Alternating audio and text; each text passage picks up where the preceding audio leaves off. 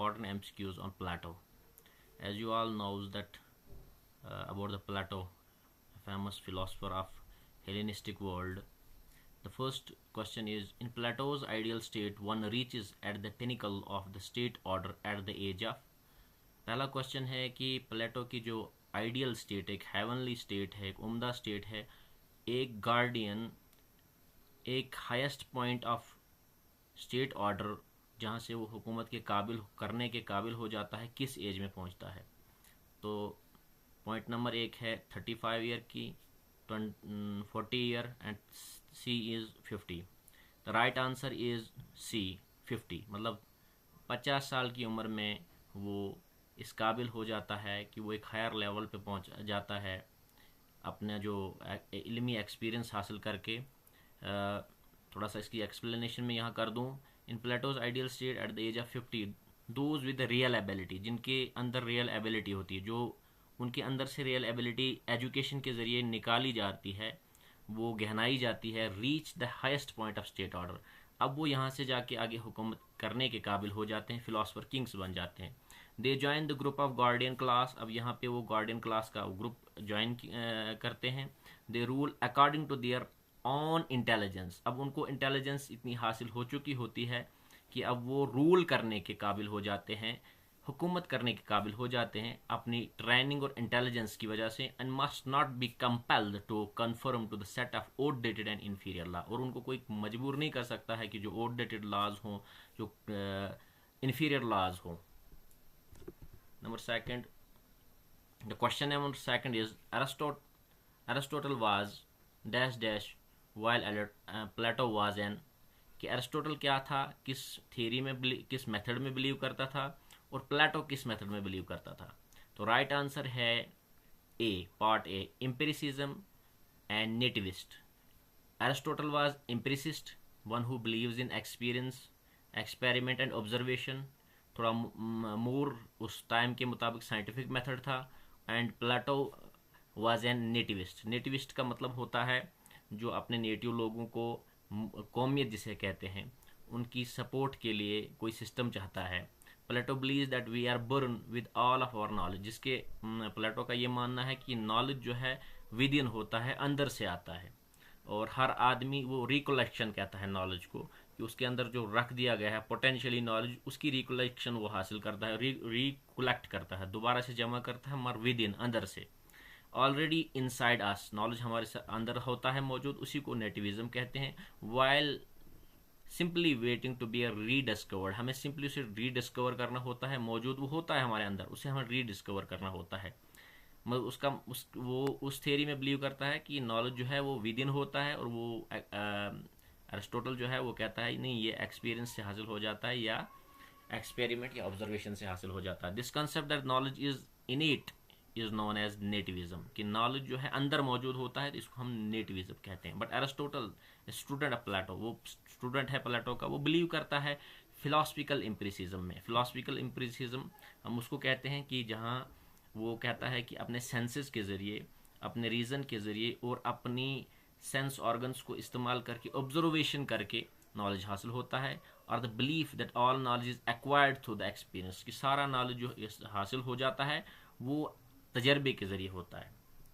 And number third question is, the turning point in the life of Plato comes, अफलातून की ज़िंदगी में क्या, कौन सा पॉइंट, टर्निंग पॉइंट है जहाँ से उसकी ज़िंदगी में एक नया मोड़ शुरू हो जाता है।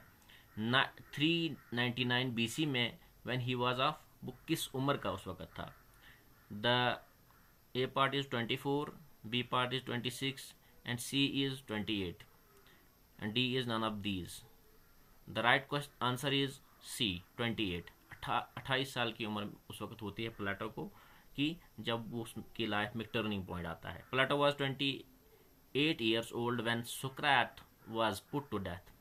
यही उसकी लाइफ में टर्निंग पॉइंट होता है, जब सुकरात को हेमलॉग पिलाया जाता है यूथ को करप्ट करने पर, यूथ के साथ डिस्कशन करने पर, उन्हें नए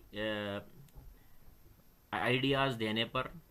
तो ये प्लेटो की ज़िंदगी में एक टर्निंग पॉइंट होता है। Plato fell in with a wandering philosopher by the name of Socrates. इसी के साथ प्लेटो का एक ताल्लुक बन गया होता है सुक्रेट के साथ, जो चलता फिलोसफर है, of whom you may have heard, जिसके बारे में आपने सुना होगा, who encourage student to challenge the conventional wisdom. जो कन्वेंशनल विजडम, उससे पहले जो चीज़ें जमा की हुई होती थी लोगों ने, जो सुपरस्टिशियस या दूसरे चीज़ों के ज़रिए से विजडम हासिल की होती थी, to the point that he was finally executed in 399 BC में उसको एग्जीक्यूट किया जाता है फॉर करप्टिंग द यूथ को करप्ट करने के लिए। So this Plato would say was a major turning point in his life. तो यही उसकी ज़िंदगी में एक अनोखा मोड़ होता है जहाँ से प्लेटो की ज़िंदगी में एक नई ज़िंदगी की शुरुआत होती है। Number 4 is following is fundamental idea of Plato. इन फॉलोइंग में कौन सा फंडामेंटल आइडियाज़ हैं जो बुनियादी तस्वुरात हैं प्लेटो के। उनमें नंबर 1 है theory of education, the ideal man और theory of justice. The right answer is D, all the above. तीनों जो प्लेटो के हैं, तीनों प्लेटो के ही बुनियादी तस्वुरात हैं, ख्यालात हैं। According to philosophy of Plato, Plato की मंतक के मुताबिक, फिलोसफी के मुताबिक, the fundamental character of philosopher is, fundamental character क्या है फिलोसफर उनका, फिलोसफर के अंदर कौन सी खसलत, कौन सा वर्चू फंडामेंटल प्रीडोमिनेट वर्चू है, तो आंसर इज द विजडम।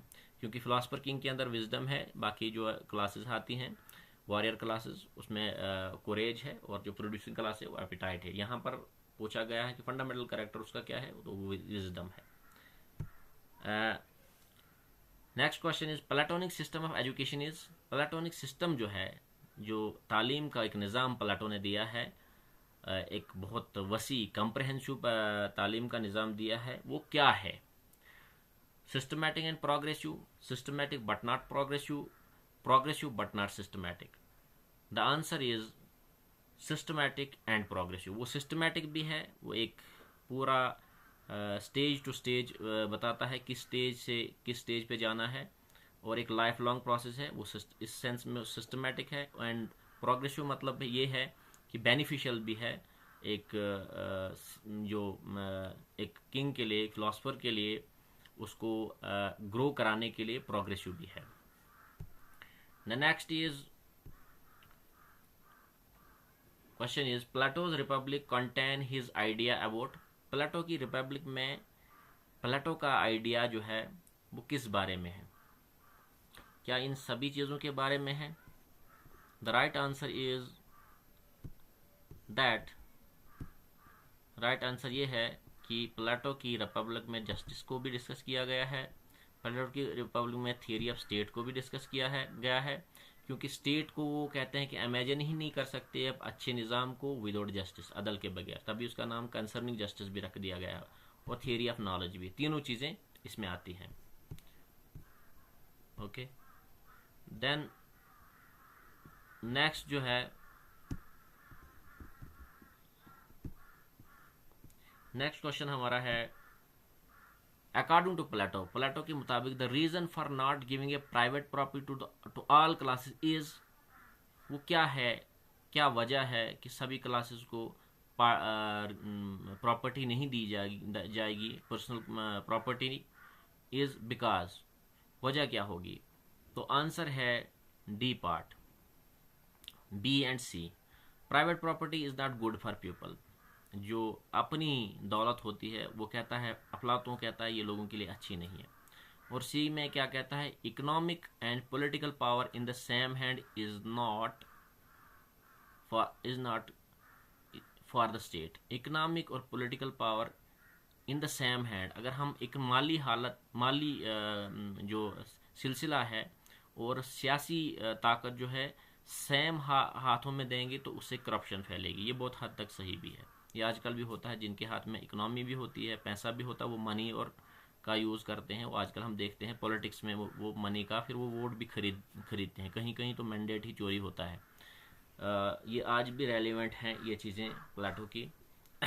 उसके बाद आता है next question, according to Platonic system of education, जो प्लेटोनिक सिस्टम है एजुकेशन का, जो उन्होंने कुरिकुलम दिया है, जो उन्होंने निज़ाम दिया है तालीम का, education for the philosopher king is, वो एजुकेशन फिलोसफर किंग के लिए कितनी देर के लिए बताता है, till the age of 35, A part. Till the age of 55, lifelong, none of the above. The right answer is C part, lifelong. एक पूरी जिंदगी वो सीखने के बारे में कहता है, और ये सही भी है बहुत हद तक, जो आज के दौर में भी ये पॉसिबल नहीं है कि डिट्टो अनपढ़ जट लोग सियासत में जाके बैठ जाते हैं। वजह यह है कि हमारी सोसाइटी दिन ब दिन तबाह हो रही है। The next question is according to Plato, justice at the individual level mean, एक अफराद के तौर पे एक इंडिविजुअल, एक होता है सोसाइटी के लेवल पे अदल जस्टिस, एक होता है इंडिविजुअल लेवल पे जस्टिस। वो इंडिविजुअल लेवल पे जस्टिस यहाँ पूछा जा रहा है प्लेटो के मुताबिक क्या है, तो answer is A part, selecting the true vocation in life. अपने स्टेशन पे अपना काम अपने लाइफ में वही जो आदमी को सूट करे, जो उसकी प्रीडोमिनेंट वर्च्यू को सूट करे, वही इंडिविजुअल लेवल पे जस्टिस होगा। मतलब गार्डियन क्लास में फिलासफर को वही काम, किंग को वही काम करना होगा जो उसकी प्रीडोमिनेंट वर्च्यू है, वो विजडम है, और जिसको कुरेज है उसको वही मुल्क का दिफा करना चाहिए, और जिसको एपिटाइट है उसको प्रोडक्शन का काम करना चाहिए। मतलब everyone should work at his own station according to his ability, उसे वो ट्रू वोकेशन मिलेगा, वही उसके लिए बेहतर है। The next question is according to Plato's scheme of education, higher education consist of the study. Plato की का जो तालीमी निज़ाम है, इसमें हायर एजुकेशन किस चीज़ से मिलकर बनती है? The answer is B, logic भी इसमें है, मंतक जिसे हम कहते हैं, मैथमेटिक्स जिसे हम रियाजियात कहते हैं, ज्योमेट्री एंड एस्ट्रोनॉमी, ये चार चीज़ें मिलकर हायर एजुकेशन पर, जब हायर लेवल पे पहुंच जाएगा एक गार्डियन, एक फिलोसफर जिसे बादशाह बनना होगा, तो उसे ये चीज़ें पढ़नी पड़ेंगी। Next is according to Plato, the reason for not giving a private property to all classes. ये सेम क्वेश्चन रिपीट हुआ जो हमने पहले भी डिस्कस किया था। इसमें डी पार्ट है, private property is not good for people, लोगों के लिए अच्छी नहीं है, and the C is economic and political power same hands में नहीं रहनी चाहिए। Next question is who among the following talked about the false knowledge, इनमें से किसने बात की है फिलोसफर्स में फॉल्स नॉलेज यानी गलत इल्म की, यानी बेसलेस नॉलेज की, यानी जो सही अपने हियत के मुताबिक, अपनी फॉर्मेशन के मुताबिक, अपने एक्वायर करने के मुताबिक, या जिसे हम जो इनेट नॉलेज कहता है, ये कौन कह रहा है कि फॉल्स नॉलेज के बारे में किसने बात की है? एक होता है ट्रू नॉलेज, एक होता है फॉल्स नॉलेज, हकीकत पे मबनी इल्म और गैर हकीकी इल्म की बात किसने की है इन शॉर्ट। तो नंबर ए है Plato, number B Aristotle, number C Cicero, number D Kant, Immanuel Kant. The right answer is Plato. Plato ने ही फॉल्स नॉलेज की बात की है, गैर मतलब जो ज़रूरी, मतलब सही इल्म जो नहीं